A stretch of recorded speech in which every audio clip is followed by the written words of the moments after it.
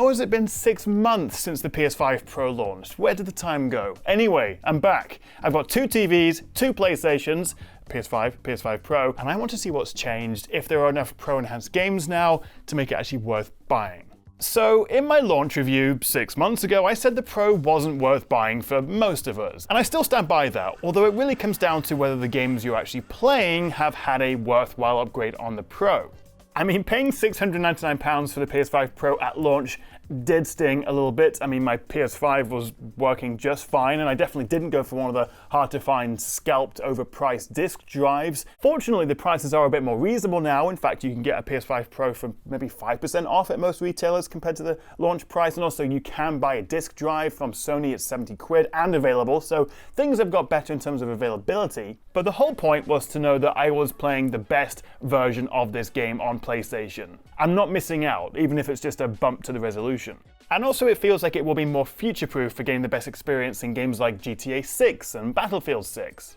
And the good news if you did wait to get a Pro is that they've nearly doubled the amount of Pro-enhanced games. There's around 50 at launch, I think it's up to 93 as I'm recording this, including Oblivion Remastered, you've got Indiana Jones, AC Shadows, Expedition 33. What does kind of frustrate me though, well there's a couple of things, but the PS5 Pro enhanced games on the PlayStation Store, they just say PS5 Pro Enhanced, it doesn't say what it does, and as we'll come to in a second with my side-by-side tests, it varies wildly. I wish PlayStation or developers were just forced to be clearer about what the upgrades actually were per game. What you can do though, and I cannot recommend this enough, is check out the Reset Era Pro Enhancements thread, as this lists all the technical info on exactly what Pro upgrades each game gets. Very helpful. And I think we were all kind of expecting the PS5 Pro to take away that decision between a quality and a performance mode, lump them together to give you the best console experience. But that's not what's really happened. We still have performance, we still have quality, and we have even more modes in some games like Spiderman. So we kind of just have the same decision to make again, but with different kinds of RT levels and performance frame rates. It's not made things any simpler. And in some games, the improvements can be so slight that without seeing them side by side right up to the screen, it's hard to see much of a difference at all. But hold your horse armor, we'll get to that. Because honestly, the PS5 Pro is not bad for money. Versus the regular PS5, it's 60% more expensive, but you're getting 62% more graphics power, especially with RT or ray tracing, 67% extra compute units, and 28% faster RAM, adding up to give us up to 45% faster rendering performance on the Pro. And of course, you've got their PSVR AI upscaling, which is exclusive to the Pro and gets better over time. Plus, you get 2 terabytes as standard with the Pro, up from about 800 gigs of usable space on the regular PS5. So if you're going to upgrade your hard drive anyway, the SSD, which you probably would because 800 gigs is not that much on the PS5, that kind of offsets the price a little bit of the Pro. But certainly it is still expensive, and if you trade in your PS5, I looked on Sony's website and they were giving me about $250 for my PS5, that's only covering about a third of the price up to a Pro with a disk drive. But without question, compared to a desktop PC build, this is very good value. And don't even get me started on the value for money of the NVIDIA 50 series cards. The thing is though, unlike a gaming PC, you can't really adjust the settings much beyond just the performance or quality modes. And it's up to the devs to give us worthwhile Pro upgrades in the games that you actually play. What? Also, did you forget this existed? I think most of us have. PSVR 2, still a very good VR headset and actually quite good value now that it's really come down in price. And using this with the Pro, particularly with its PSVR upscaling, can make a meaningful difference to how nice this is to use, the gaming experience. The trouble is there just haven't really been any new first-party games for a while. Sony keeps shutting down VR studios, and while there are some third-party games that are coming out, a lot of them are available on the Meta Quest as well. But if you did buy one of these and you do want to use it more regularly, then yes, the Pro will make a difference as well. It's not something I've really been able to test myself, but I will leave a great video linked in my description below where you can find out more about this with the Pro. Right, enough waffling. Let's do some side-by-sides. Let's see how much better, if at all, the PS5 Pro is over the PS5. I know this is what you clicked on the video for and we're like 6 minutes in. Sorry, we're here now. Starting with Assassin's Creed Shadows. This is by far the most impressive Pro upgrade I've seen. I mean, just look at the lighting difference. Holy moly. Ray tracing is almost night and day better on the Pro using the performance mode, which sacrifices far less visually compared to the base PS5. The big addition is real-time global illumination, which enhances the lighting and shading massively, making it much closer to the quality mode. And this is all using a similar base internal resolution. So there are still upscaling artifacts around fine detail. Surprisingly though, the quality mode on the Pro and the base PS5 look very similar, with the Pro getting some extra ray traced reflections, but that's about it. The frame rates are consistent across all modes on both consoles, but visually and particularly in performance mode, big upgrade. Alright, stay frosty, Black Ops 6, and once again the upgrades here are actually pretty impressive. 60Hz mode gets improved visuals, we're talking higher quality shadows, improved lighting, better ambient occlusion, including in fog and water, and we're also finally getting a locked 4K resolution at 60 FPS. Although a new anti-lag VRR feature lets this run over 60 FPS where possible.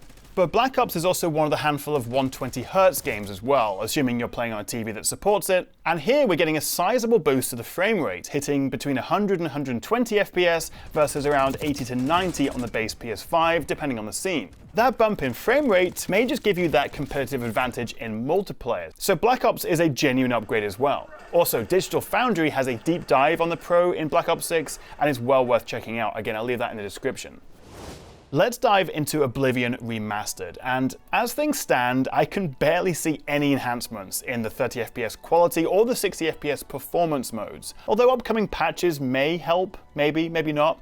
Image quality is almost identical. There is a bump to the internal resolution range, especially indoors, but in actual gameplay it's hard to see the difference. And frustratingly, the stutter and frame drops seem to be just as bad on the Pro as the regular PS5, meaning this is really more of an Unreal 5 engine issue than the consoles. And even in performance mode, when you're wandering around outside, there's still big frame drops and jittery animations.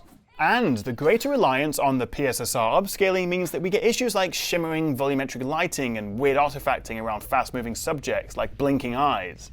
Oblivion Remastered is a terrific game, but not a good upgrade for the PS5 Pro currently. Right, let's play some Clair Obscur Expedition 33. Heck of a name, and also heck of a game actually. I feel like this has been a little bit overshadowed by Oblivion, but it's absolutely worth checking out. And here, the Pro's quality mode jumps from a 1080p to a 1440p dynamic resolution, and also 900p to 1260p in performance modes. That's a 40% higher resolution, and it is noticeably sharper. Ray traced lighting effects are improved as well, as are the shadows in quality mode, although it's not a huge difference. Overall, nice upgrade. That was splendid. Splendid. Spiderman 2 also gets a pretty big Pro upgrade. We're looking at a much higher dynamic resolution, the performance mode gets ray traced reflections and shadows, better foliage, more NPCs, and the quality RT mode gets improved lighting and better RT reflections, and also real-time ambient occlusion. Basically, it's prettier, and the performance mode now hits a locked 60 FPS, with 80 plus FPS possible in the 120Hz mode, and 40 FPS plus using the quality mode.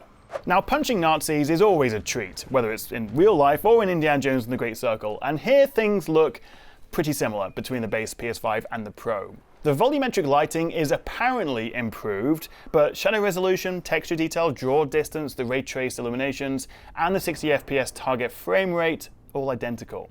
The only meaningful upgrade here is the Pro's higher target resolution range, jumping from 12 to 1800p on the PS5 to 1440p up to 4K on the Pro. So that's an average of a 15% higher resolution. And it can be noticeably sharper, especially on material and fine and distant detail, but it does still feel like a bit of a lazy upgrade here. There's no change to image quality outside of a simple bump to the resolution range, and we still get this annoying shadow filtering issue where shadows pop in as you move. And finally, if I jump back to my original review, I'm still dead impressed with Demon's Souls and God of War Ragnarok's PS5 Pro modes, as the base PS5's 30 FPS quality mode is boosted up to 60 FPS on the Pro. This is my favorite kind of Pro upgrade. Oh, and just quickly, as I'm recording this, Returnal has just confirmed its Pro Enhanced patch, which apparently gives us 2.5 times the pixels for a higher resolution experience. I would still love to see a Returnal 2. But what about the PlayStation 6? I mean, obviously it's coming, but the best estimates are that it'll be a late 2027 launch. So we're still talking the best part of 2.5 years. And of course, like we've seen with this generation, which really has been held back by like the Xbox Series S, PS6 games are also going to be optimized for the PS5 Pro and the PS5. And also the rumors are that they have just about completed the SoC, the chip that it's going to use. So we may start to get more rumors and leaks about the actual performance, possibly in the next sort of 6 months or so. But realistically, in tech, there's always always something else around the corner. As soon as you get the PS6, there'll be a video saying, or maybe wait for the PS6 Pro. If there's a game you want to play, if the Pro here makes a meaningful difference to those games, and you're gonna have to look at it on a case-by-case basis because it is not consistent, then yeah, it's definitely worth buying. But I would still probably say, for most of us, the Pro's not worth buying, especially if you already have a PS5, at least until GTA 6 and maybe Battlefield 6 come out. Then let's revisit, see what those upgrades look like. But how about yourself? Have you upgraded to a Pro? Are you tempted or not really? Let me know what you make of all this in the comments below, and also what you're playing at the moment. Thank you so much for watching, guys. I'll see you next time right here on the Tech Chat.